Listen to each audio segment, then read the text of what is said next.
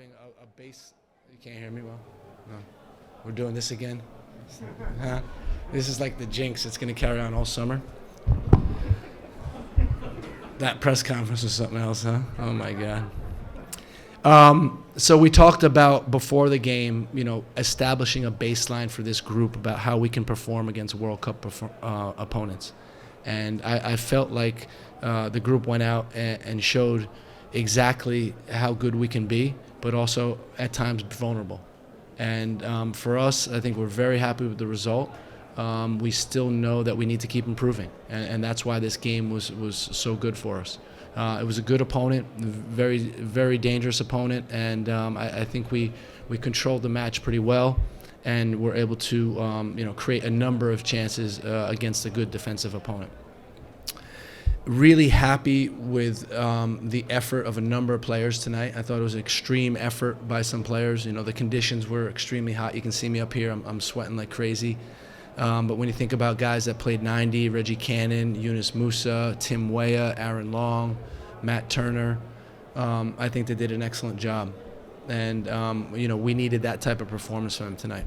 We also had some debuts with Joe Scally, who came on, I think played an excellent game. Haji Wright came in and made an impact and got a goal. And Malik Tillman showed, why he was so highly regarded in our program because of his technical ability and his ability to unbalance defenders. So, overall, happy with the performance. It's also a good story and really great leadership when you see Christian giving the penalty to Haji. It shows how selfless the leaders are in this team.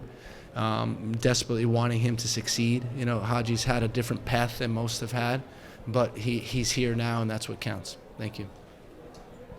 Just one more note, as Gregg mentioned, with the 3 first caps tonight, that brings the total to 53 players under Gregg as manager in the 51 matches that he's been the head coach. If you have a question, please raise your hand. We have microphones. I'm going to start here with Henry Bush.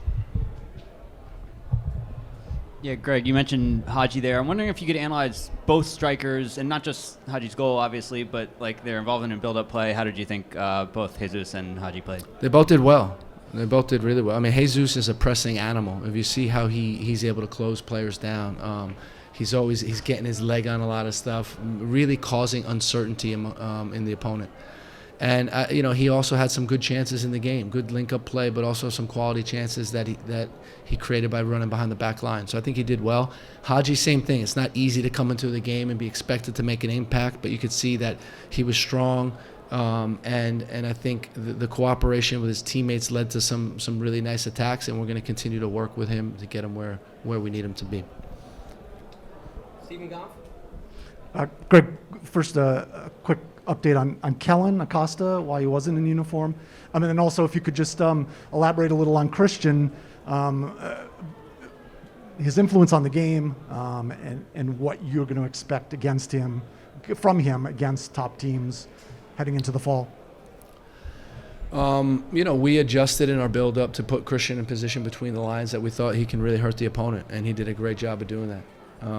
For us, he was coach's man of the match today, for the way he led with his intensity, but also his play on the field.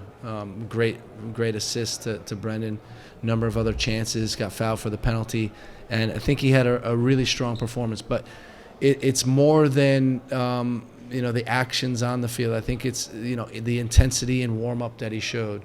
I mentioned the selflessness of giving Haji the penalty kick in that moment, not needing the spotlight and not needing to score the goal, wanting to put his teammate in a great position, and that's Christian. When you have leaders like that, you're lucky. So we talked to LFC. He's just overrun a little bit. We wanted to cool him down. Yep. Jonathan Tannenwald, to your right. Thank you, Michael. Gregg, your verdict on Brendan Aronson as an 8 tonight, and also Yunus Musa, who wasn't always in the spotlight, with the goals and such, but a really good passing performance tonight and some good defense. I thought he was excellent. When you play the 3-2-2-3 type of shape, if you have a guy deep that can take people on the dribble and break lines dribbling, it's really valuable.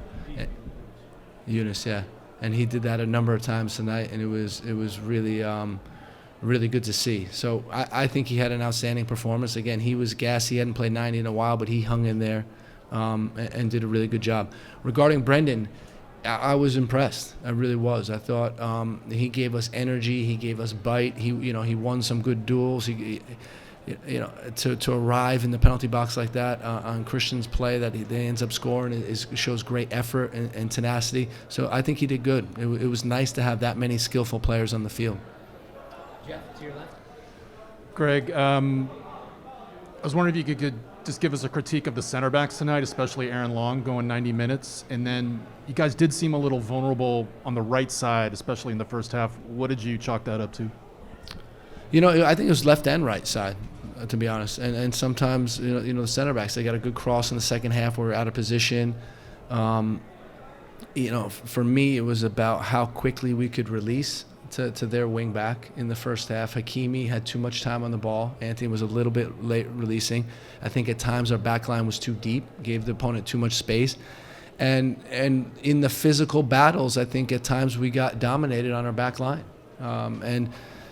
Aaron, is a high-quality player, and I think he's going to use this as a learning experience because it was a good opponent, good forward. The guy's scoring a ton of goals this year, and he got really physical. But for us, it's about team defending, getting pressure on the ball. It makes it a lot easier for the center backs.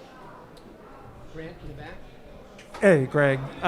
We've seen a couple times now that Christian's first touch is pretty special. In the Panama game, the goal that he scored, that first touch, the one he took tonight right before the first goal off the pass over the top. How special is that skill and that ability of his on the first touch, and just his ability to show that much poise inside the box in that moment and then drawing the penalty later? That's what separates really good players from great players. The ability to take the touch, control the ball at high speed. And, you see when he touches the ball, it's right at his foot. And, a number of guys were like that, right? Eunice was like that.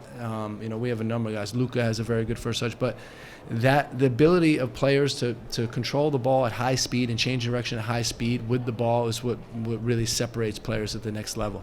And Christian definitely has that. And it was, I think he had an excellent performance, and plays like that where he gets out for the penalty and plays like the assist, really separate him from the pack. Front row to your right. Yes, Coach. Moroccans said that they view this game as a test to prepare against Canada. Do you think that they have to worry a little bit more after the results today? No, I don't think. I don't think we're a similar team to Canada. I really don't. We do the same thing, and we said, okay, we're going to play Morocco because it's going to represent an African team. But is it really? I think there's a huge amount of diversity in the continent of Africa and the playing style of the teams. But for us, it was also about playing a World Cup opponent, and that was important. So for Morocco, it was important that they saw an opponent from CONCACAF, and I think the Canada game will look differently. Brian, second row to your right. Hey, Greg. Hey, Brian. Hey. I can't see with all the lights. Talking about playing a World Cup opponent, we've spent the last 8 months watching qualifiers, right, which are just really gritty, intense games that looked so much different from what we saw tonight. What did we see tonight, or what did you see tonight that might reflect anything that might happen during a game with the tactics, with the model, with the approach once you're in Qatar? What might rip forward? Yeah, I think there's you see it's a game of moments, right? The intensity. I think the weather affected the intensity of the game, right? We went hard out, but it affected you, right? You can't recover as quickly in these conditions. So that was one thing. But I think it's about moments, and we have to be really careful and really deliberate to keep the ball when we can, and really hurt the opponent in certain moments with the ball. And if you see on our second goal, how long did we have the ball before we scored the second goal? For a while. Yeah. And that's perfect. Just keep doing that, keep wearing them down, wait for an opening, and then play behind. The tempo, I think you need to control the tempo of these games, because there's going to be very little separating the teams at the World Cup, and it's about the teams that can control the tempo and then be decisive in the key moments. Second row to your left. Ahmed Talal from 7 TV, Moroccan Media. My question will be about Moroccan team. Number 21, Soufiane Rahimi, came in the second half, made the difference, caused the penalty. What do you think in general about the... It wasn't a penalty, by the way. No chance. Anyways, No chance. So so what do you think about the substitutes that came in? I mean, Harit, and do you think that a star like Hakim Ziyech is important to be in a team? You spoke a lot about Christian. We have Hakim Ziyech that they played together in Chelsea. Do you think it is important to have such stars in a national teams? Thank you. Yeah, I think that the Moroccan team has a lot of high-quality players. When we're scouting them and looking at their roster, it's a really good roster. These guys are playing regularly in Europe and playing for big teams and big clubs. And for me, it's a difficult opponent. Really happy that we got to play against them. In terms of commenting on specific players, that's not my job. I'm the coach of the U.S. team, and I'm sure the coach knows the players really well because he works with them. Greg, earlier in the week I asked you about a couple of the guys that were part of that U23 group in 2019, Haji and Cameron. Tonight they both played, and what have you seen from them in camp? How have you seen them improve? And tonight you see Haji, the way his teammates kind of wanted him to win, and what does that say about how he's looked in camp? And as far as Cameron goes, what have you thought of how he's improved over the last couple of years? Yeah, I think sometimes when a new player comes into the group, it's very difficult for them to break in. But what I hear time and time again when new players come into our environment is that they're welcomed and they feel really comfortable and they're in a good position to perform. And that's the most important thing, and I'm proud of that because I know now is competitive time, right? People are jockeying for positions on the World Cup team potentially, but you don't see it from these guys. You see they work extremely hard, and they're extremely close together as a group, which is fun. Yeah, no, I think that Haji did well today when he came in, and Cam also. We're going to look at the tape more, but you can see that Cam has a different poise than he had when he was in 2019, and that's really good to see. In duels, he looks strong, he's calm, and that's what you want from your center backs. The Moroccan coach has arrived, so we'll take one more question for Sam. Hey, Greg. Hey, Sam. You've talked a little bit about the tweaks, but what was the reasoning behind them going into the game? What did you want to see? And specifically, how did you think the midfield performed? Yunus was flaring out wide to the left quite a bit. Brendan was staying high and to the right. What did you think of those three? Yeah, did you say, I didn't hear the first part of the question. You said... Yeah, what was the reasoning, the motivation for the changes to the shape?